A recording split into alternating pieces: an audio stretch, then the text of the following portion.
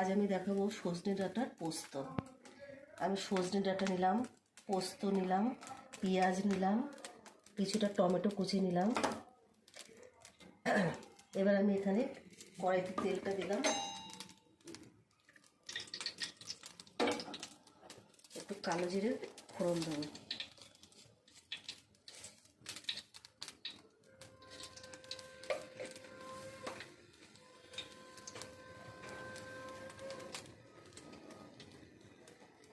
তেলে পেঁয়াজটা দিলাম,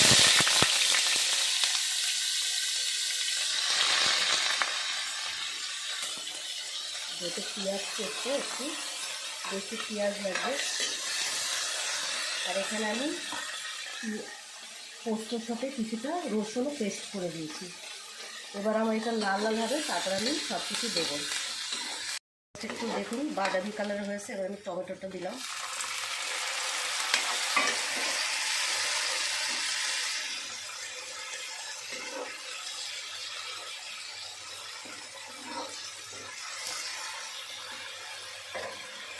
এবার আমি ডাঁটাগুলো দিয়ে দিলাম।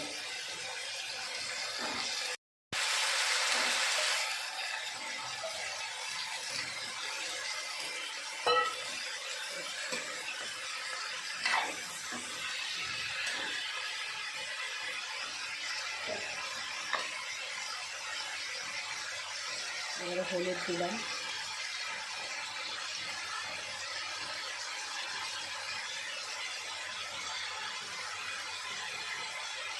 নুন দিলাম, এবার একটু শুকনো লঙ্কা গুঁড়ো দিয়ে দেবেন।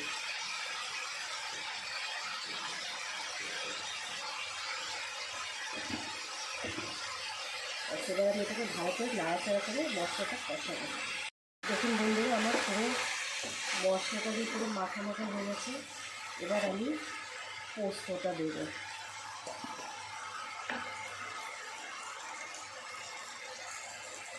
পোস্ত বাটিটা দিয়ে একটু জল দিলাম সামান্য। এবার একটু ডাঁটাটা সিদ্ধ হবে, আমি ঢাকা দিয়ে রাখবো।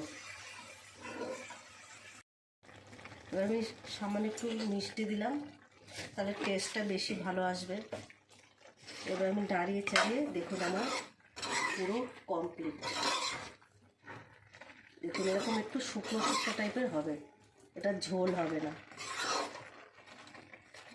আমার রান্নাটা যদি আপনাদের ভালো লাগে তাহলে সাবস্ক্রাইব, লাইক, শেয়ার করবেন।